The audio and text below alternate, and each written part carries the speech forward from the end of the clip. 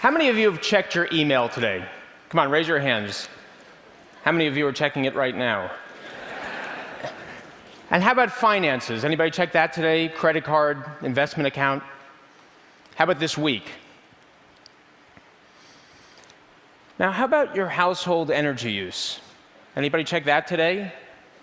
This week? Last week? Few energy geeks spread out across the room. It's good to see you guys. But the rest of us, this is a room filled with people who are passionate about the future of this planet, and even we aren't paying attention to the energy use that's driving climate change. The woman in the photo with me is Harriet. We met her on our first family vacation. Harriet's paying attention to her energy use, and she is decidedly not an energy geek.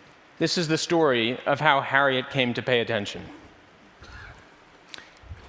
This is coal, most common source of electricity on the planet. And there's enough energy in this coal to light this bulb for more than a year.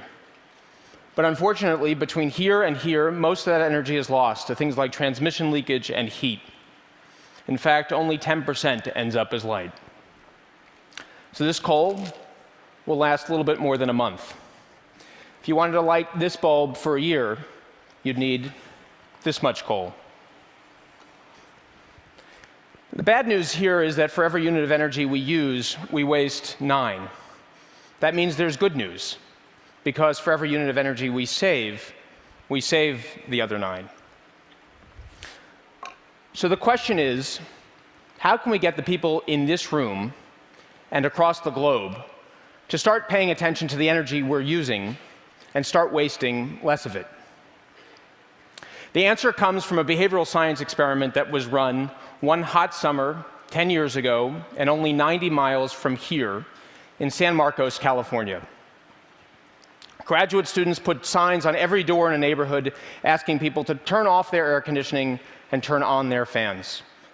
1/4 of the homes received a message that said, "Did you know you could save $54 a month this summer? Turn off your air conditioning, turn on your fans." Another group got an environmental message, and still a third group got a message about being good citizens, preventing blackouts. Most people guessed that money-saving message worked best of all. In fact, none of these messages worked. They had zero impact on energy consumption. It was as if the grad students hadn't shown up at all. But there was a fourth message. And this message simply said, when surveyed, 77% of your neighbors said that they turn off their air conditioning and turn on their fans. Please join them, turn off your air conditioning and turn on your fans. And wouldn't you know it, they did. The people who received this message showed a marked decrease in energy consumption simply by being told what their neighbors were doing. So what does this tell us? Well, if something is inconvenient, even if we believe in it, moral suasion, financial incentives don't do much to move us. But social pressure, that's powerful stuff. And harnessed correctly, it can be a powerful force for good. In fact, it already is. Inspired by this insight, my friend Dan Yates and I started a company called O-Power. We built software and partnered with utility companies who wanted to help their customers save energy. We deliver personalized home energy reports that show people how their consumption compares to their neighbors in similar-sized homes. Just like those effective door hangers, we have people comparing themselves to their neighbors. And then we give everyone targeted recommendations to help them save. We started with paper, we moved to a mobile application, web, and now even a controllable thermostat. And for the last 5 years, we've been running the largest behavioral science experiment in the world. And it's working. Ordinary homeowners and renters have saved more than $250 million on their energy bills, and we're just getting started. This year alone, in partnership with more than 80 utilities in 6 countries, we're going to generate another 2 terawatt-hours of electricity savings. Now, the energy geeks in the room know 2 terawatt-hours, but for the rest of us, 2 terawatt-hours is more than enough energy to power every home in St. Louis and Salt Lake City combined for more than a year.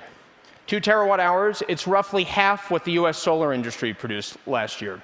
And 2 terawatt-hours, in terms of coal, we'd need to burn 34 of these wheelbarrows every minute, around the clock, every day for an entire year to get 2 terawatt-hours of electricity. And we're not burning anything, we're just motivating people to pay attention and change their behavior. But we're just one company, and this is just scratching the surface. 20% of the electricity in homes is wasted. And when I say wasted, I don't mean that people have inefficient light bulbs. They may.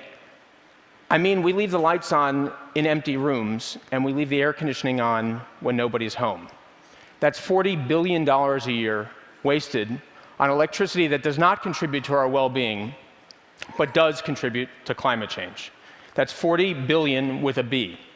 Every year in the US alone, that's half our coal usage right there. Now, thankfully, some of the world's best material scientists are looking to replace coal with sustainable resources like these. And this is both fantastic and essential. But the most overlooked resource to get us to a sustainable energy future, it isn't on this slide. It's in this room. It's you, and it's me. And we can harness this resource with no new material science, simply by applying behavioral science. We can do it today, we know it works, and it will save us money right away. So what are we waiting for? Well, in most places, utility regulation hasn't changed much since Thomas Edison. Utilities are still rewarded when their customers waste energy. They ought to be rewarded for helping their customers save it. But this story is much more than about household energy use. Take a look at the Prius. It's efficient not only because Toyota invested in material science, but because they invested in behavioral science. The dashboard that shows drivers how much energy they're saving in real time makes former speed demons drive more like cautious grandmothers. Which brings us back to Harriet. We met her on our first family vacation. She came over to meet my young daughter, and she was tickled to learn that my daughter's name is also Harriet. She asked me what I did for a living, and I told her I work with utilities to help people save energy. It was then that her eyes lit up. She looked at me and she said, "You're exactly the person I need to talk to. You see, 2 weeks ago, my husband and I got a letter in the mail from our utility. It told us we were using twice as much energy as our neighbors." And for the last 2 weeks, all we can think about, talk about, and even argue about is what we should be doing to save energy. We did everything that letter told us to do, and still I know there must be more. Now I'm here with a genuine expert. Tell me, what should I do to save energy? There are many experts who can help answer Harriet's question. My goal is to make sure we are all asking it. Thank you.